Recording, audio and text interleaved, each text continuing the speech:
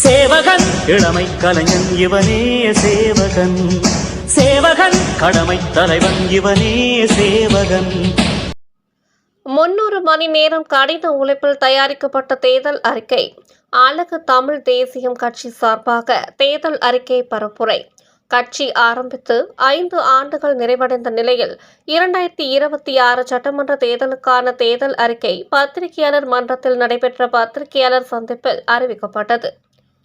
300 மணி நேரம் கடின உழைப்பில் தயாரிக்கப்பட்ட தேர்தல் அறிக்கை 243 திட்ட அறிக்கைகள், சீர்திருத்த திட்டங்கள், மக்கள் நல திட்டங்கள், பிரச்சினை தீர்க்கும் திட்டங்கள், மேலும் அரசியல் மாற்றம் என்ன திட்டங்கள் தேவை ஆகியவை அடங்கும்.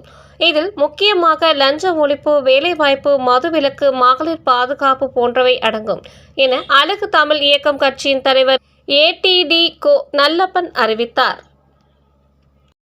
உலகத்தில் உள்ள மக்கள், தமிழ்நாட்டை சேர்ந்த மக்கள் அனைவருக்கும் என்னுடைய வணக்கம். அதோடு புத்தாண்டு வாழ்த்துக்களையும் தெரிவித்துக் கொள்கிறேன். இப்போது நாங்கள் அழகு தமிழ் தேசியம் கட்சியில் வந்திருக்கிறோம். நாங்கள் தேர்தல் அறிக்கை பற்றி இங்கு பரப்புரை செய்வதற்காக வந்திருக்கிறோம்.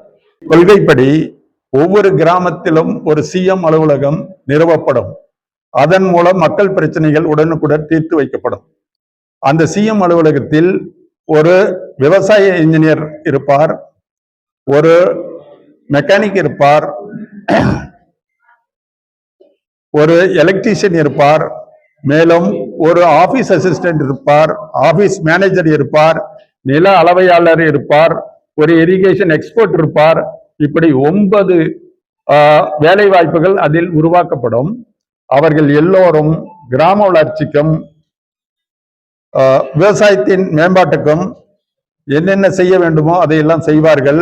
அதோடு சேர்த்து சிஎம் என்னென்ன முடிவெடுக்கிறாரோ சென்னையில் அந்த முடிவுகளை உடனுக்குடன் மக்களுக்கு தெரியப்படுத்தி அதை செயல் வடிவம் கொண்டு வருவதற்கும் இவர்கள் உதவியாக இருப்பார்கள்.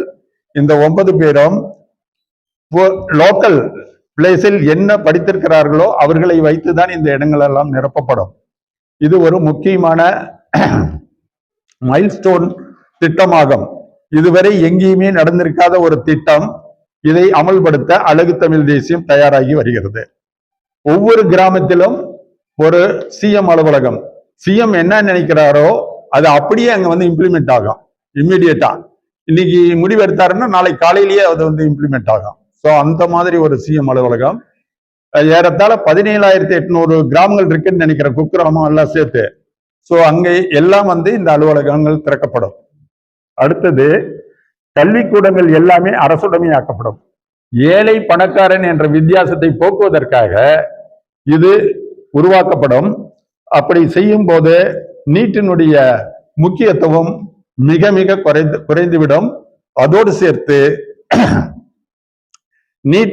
நீட் பற்றி எங்களுடைய அபிப்பிராயத்தை இங்கு சொல்ல விரும்புகிறேன்.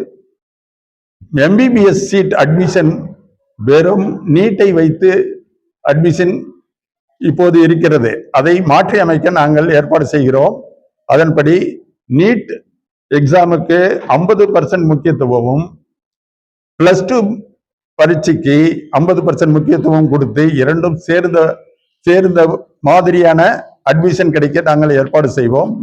அதன்படி ஒரு மாணவன் +2வில் மார்க் கம்மியாக வாங்கினால் கூட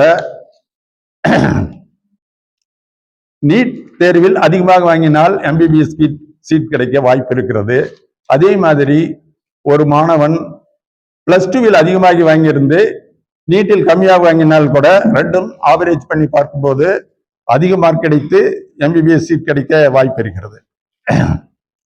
ஸோ இது மாதிரி நிறைய திட்டங்கள் கொண்டு வர நாங்கள் காத்திருக்கிறோம்.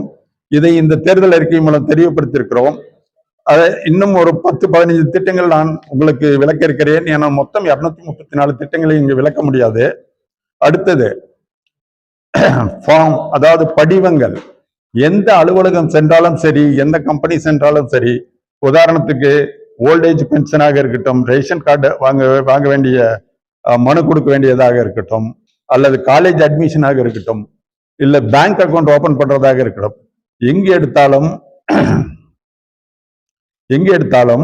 இந்த படிவங்கள் எல்லாம் மிக தேவையில்லாத விவரங்களை கேட்டு யாருக்கும் புரியாதபடி இருக்கின்றன. இதை படித்தவர்கள், டிகிரி படித்தவர்கள், ஏன் எம்எஸ்சி, எம்டெக், பிஹெச்டி படித்தவர்கள் கூட புரிய முடியாமல் மற்றவர்களை அலுவலகத்தில் இருப்பவர்களுடைய உதவியோடு தான் அதை பூர்த்தி செய்து சப்மிட் பண்ணுகிறார்கள். ஸோ இந்த படிவங்கள் ஒரு சுமார் 1000 படிவங்களுக்கு மேலாக இருக்கும்.